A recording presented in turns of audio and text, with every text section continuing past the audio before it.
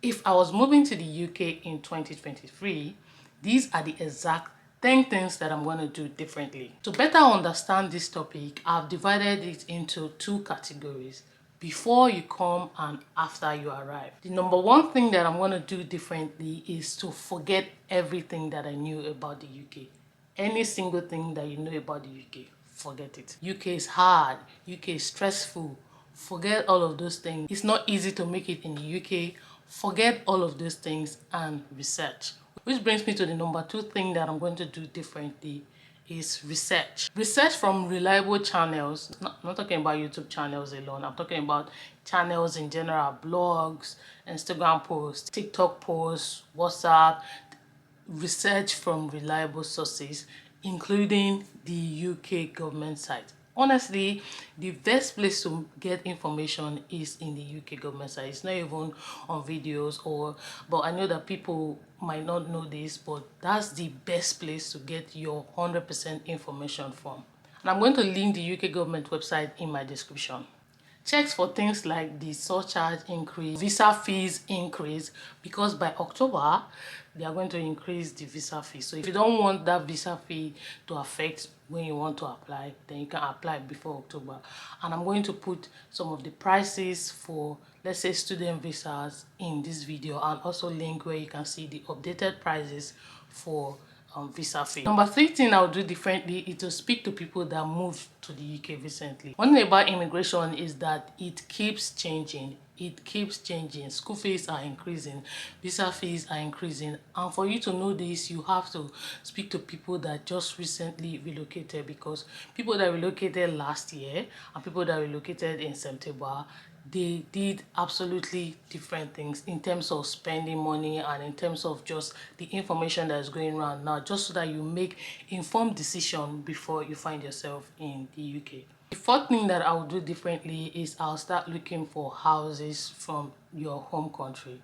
Like me, when I was coming, I actually started looking for houses from home country, but it wasn't like such a priority for me, because I had somebody that we knew that we were going to spend the first few days with. Few days, oh, not few months. But when we kept finding and we didn't find a house and we came, we ended up spending over 4 months before we finally found a place for us. What looking for houses before you come does for you is that it makes it easy for you to finally find a house. You do not have to actually pay before you come. Maybe you can pay the holding deposit just in case you come and it's what I ordered versus what I got. Then you know that you have not spent so much money. The easiest thing for you to do is to find your apartment or your accommodation before you come. And some places that you can check that do not need so many drama is for you to check places like open rent and spare room. And I would advise that if you are coming alone as a student, or maybe with your partner, just the two of you, I'll advise you to check into shared apartment for the meantime, because that's the easiest for you to get. Every other kind of apartment requires you to do a lot of presentation. Even for shared apartment, they are going to ask you for a lot. Not talk of when you are renting for 2 bedrooms, 3 bedrooms. So yeah, I'll advise you to go for shared apartment. This number 5 point is very big. When we're coming, I watched a video and the lady said, forget about books, forget about clothes. What you are wearing in Nigeria, you cannot wear it here. I thought she was joking. She wasn't joking, no. It's a serious thing. Like, what you are wearing in Nigeria, you can't wear it here, because the weather, even during summer, can be windy and it might not be the appropriate outfit for you. So forget clothes and pack other things. Like when we're coming, we packed a lot of clothes, we packed a lot of books, because we thought that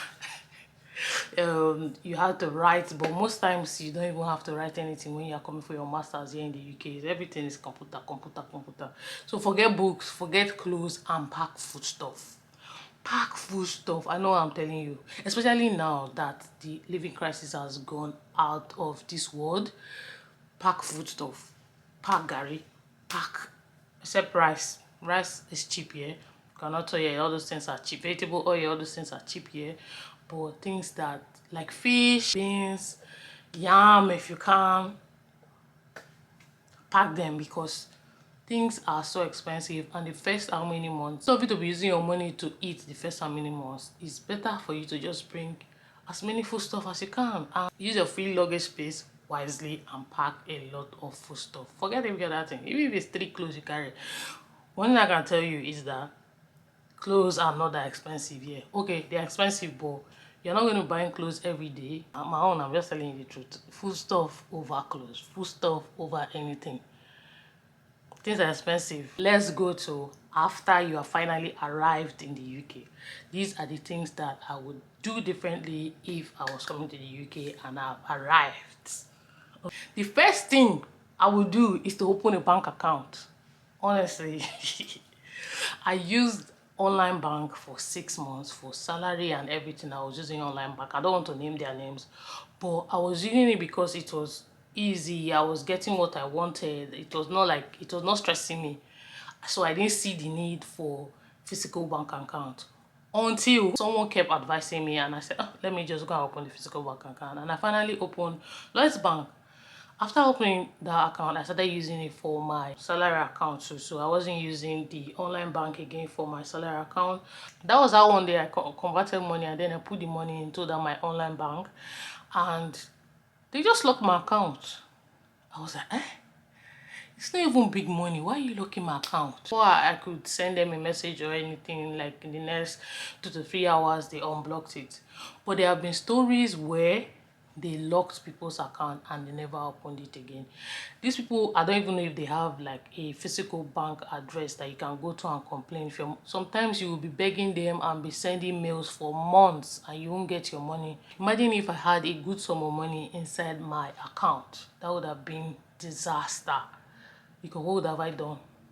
Imagine having money and not being able to use it because of one wrong mistake or the other. But if it's a physical bank account, you can go there and say, ah, why did you lock my account? And they can ask you questions, and you can sit down there from morning till night until they open your account for you. Do you understand?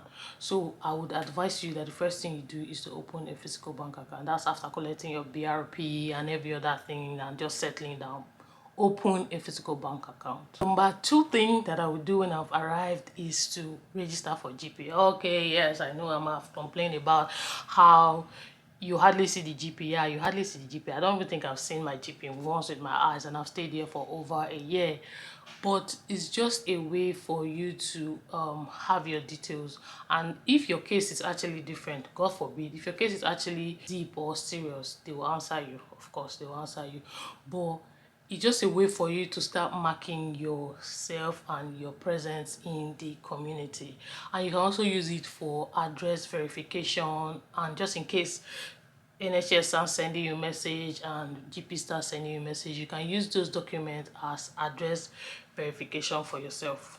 The next thing I would do differently is to get a provisional license. I'm even want to talk because it was recently that I decided to apply for my provisional license, because at first I was like, what do I need it for? I don't plan on getting a car very soon. I don't plan on doing my driver's license very soon. What do I need it for? But it's actually very important because it can help you again for your address verification. You can use it as a proof of identity. When you finally decide that you want to apply for your driver's license, you can use it for registering for your theory classes, your practical classes, and your theory test. So it's very important that you apply for your provisional license. I think that this point should have been number 1. That's what I think. Get a ray card, you guys. Get a ray card. It was like 4 months ago that I got a ray card. I've been paying full fare when I could have just got a ray card for £30, and they remove 30% of your transport for train every time. Who will not take that? Ask me why I did not do it. I don't even know. But get a, like, that should be, especially when you know that you're always traveling using the train lines, get a ray card. It will save you a lot of money. Too much money. I can't even overemphasize how much important it is. So don't be like me. Buy it. You can either buy it from a Trainline app. That's where I got my own, from the Trainline app. Or I think you can get it from the post office. Not exactly sure, but the Trainline app, you just fill in your form, your name, your age, and everything, and they'll just give you your ray card. It will be on your phone all the time. So go for it.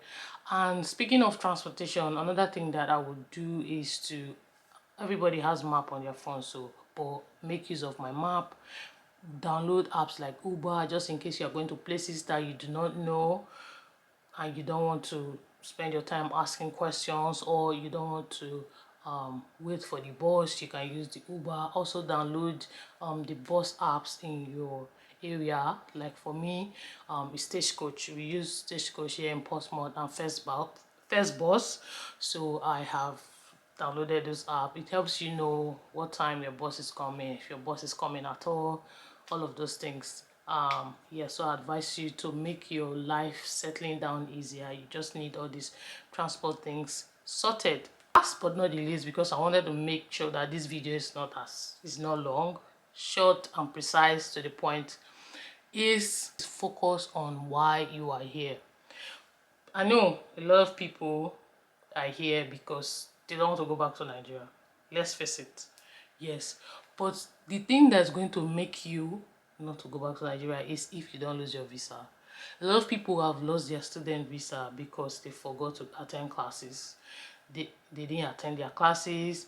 They were not doing their assignment, and the school sent them email because they will know all these things. They just have a way of knowing that you are not attending classes and you are not doing your stuff.